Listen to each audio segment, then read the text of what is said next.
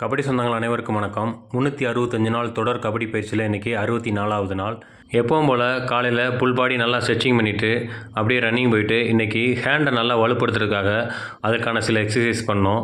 நீங்கள் ஜம்ப் அடித்து முதல்ல கையை ஊண்டுறப்பையோ, இல்லை டிப்பண்டரை பவராக கை வச்சு ரொட்டேஷன் பண்ணுறப்பையோ, இல்லை டிப்பண்டரை கரெக்டாக விலக்கி விடுறதுக்கோ நீங்கள் ஹேண்டை யூஸ் பண்ணுறப்போ கை உங்களுக்கு நல்லா பவராக இருக்கணும். நீங்கள் லெக்குக்கு எவ்வளோ இம்பார்ட்டன்ட் கொடுத்து ஒர்க் அவுட் பண்ணுறீங்களோ அதே மாதிரி ஹேண்டுக்கு ஒர்க் அவுட் பண்ணுங்கள்.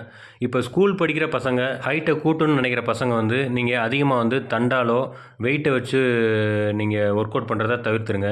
ஏன்னா நீங்கள் முதல்ல ஹைட்டை கூட்டணும். அதனால் நீங்கள் நார்மலாக எந்த ஒரு வெயிட் இல்லாமல் நீங்கள் முதல்ல ஒர்க் அவுட் பண்ணுங்கள். வாரத்தில் நீங்கள் 4 நாள் ஜம்பிங் ஒர்க் அவுட் பண்ணுங்கள். ஜம்பிங் ஒர்க் அவுட் பண்ணுறது, ரன்னிங் ஒர்க் அவுட் பண்ணுறது, இதில் நீங்கள் அதிகமாக பண்ணுறப்போ உங்களுக்கு சீக்கிரமாக ஹைட்டு கூடும். உங்களுக்கு கையை நல்லா வலுப்படுத்துறதுக்கு ஹேண்ட் வாக்கு, ப்ராக் ஜம்பு, ஃப்ரண்ட் ரோலு இந்த மாதிரி நீங்கள் பண்ணுறப்போ உங்களுக்கு கை கால் நல்லா வலுவடையும். மற்றபடி நல்லா ஹைட் இருக்கவங்க, காலேஜ் போகிறவங்க, நம்ம நார்மலாக கபடி விளாட்றவங்க நல்லா ஹேண்டுக்கு வெயிட் அடிங்க.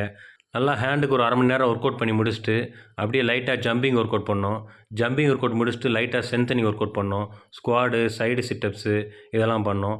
இதெல்லாம் பண்ணிவிட்டு ஒரு 10 நிமிஷம் நல்லா டிஃபெண்டர்ஸ் ஏறி இறங்குனாங்க. அதை முடிச்சுட்டு இன்றைக்கி டிஃபெண்டர்ஸ் கரெக்டாக எப்படி போய் ரைடரை கவர் பண்ணணும்னு அதெல்லாம் பார்த்தோம். கார்னர் அண்டு கவர் ரைடர்ஸை மறைக்கிறப்போ நல்லா க்ளோஸாக மறைங்க. நல்லா முழிச்சு பார்த்து அவங்க கை வைக்கிறாங்களா, டுப்கி அடிக்கிறாங்களா, இல்லை ஜம்ப் அடிக்கிறாங்களா, இல்லை ரொட்டேஷன் பண்ணுறாங்களா, அது மாதிரி நல்லா பார்த்து நீங்கள் பிளாக் பண்ணுங்கள். முடிஞ்ச அளவு நம்ம பிளேயர்ஸை போய் அடிக்கிறத தவிர்த்துட்டு நம்ம எவ்வளோக்கு எவ்வளோ க்ளோஸாக போய் மறைச்சி பிளேயரை லாக் பண்ணுறது நமக்கு நல்லது. அனைவருக்கும் வணக்கம் நண்பர்களே.